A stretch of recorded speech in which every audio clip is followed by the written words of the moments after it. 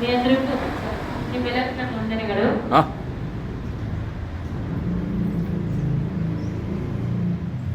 ముంచిపోయేటప్పుడు మా పాప వారం నుంచి ప్రార్థన చేసుకుంటున్నా. హాస్టల్ దొరుకుతుందో దొరుకుతుందో నాకు చదువులేని దాన్ని ఇప్పుడు ఎలా రావాలి ఎట్లా రావాలి తిరిగి రాస్తాను.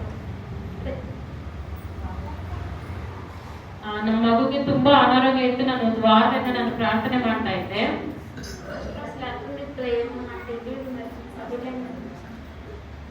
ನಮ್ಮ ಮಗಳು ಹಾಸ್ಟೆಲ್ ಇದೆ. ಅವರು ಯಾವ ರೀತಿಯಾಗಿದ್ದಾರೋ ಹೇಗಿದ್ದಾರೋ ಅಂತ ನನಗೆ ಗೊತ್ತಿಲ್ಲ. ఫోన్ చేస్తే అమ్మా పిల్లలకి హాస్టల్ తీసుకోవడానికి వెళ్తున్నామమ్మా, మరి ఎట్లా ఏమో నాకు తెలియదమ్మా.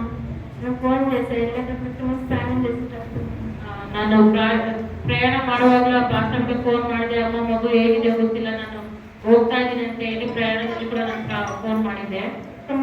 తెల్లారి హాస్టల్కి వెళ్దామని అమ్మా హాస్టల్కి వెళ్తామా మా అన్నయ్య పిల్లలు వెళ్తున్నారని ఎంతో బాధపడి చేసి ನಾನು ಹಾಸ್ಟೆಲ್ಗೆ ಹೋಗ್ತಾ ಇದ್ದೀನಿ ಅಂತ ಹೇಳಿ ಎಷ್ಟೋ ಬಾಧೆಯಿಂದ ನಾನು ಫೋನ್ ಮಾಡಿದೆ. ఇక్కడ నుంచి ఎప్పుడైతే వెళ్ళానో అక్కడ దిగి దగ్గర సరిపోయి అనుకుంటే మళ్ళీ అందరూ ఎప్పుడైతే హాస్పిటల్కి పోయి హాస్పిటల్ చూసుకుంటే హాస్టల్ బాగుంటుంది.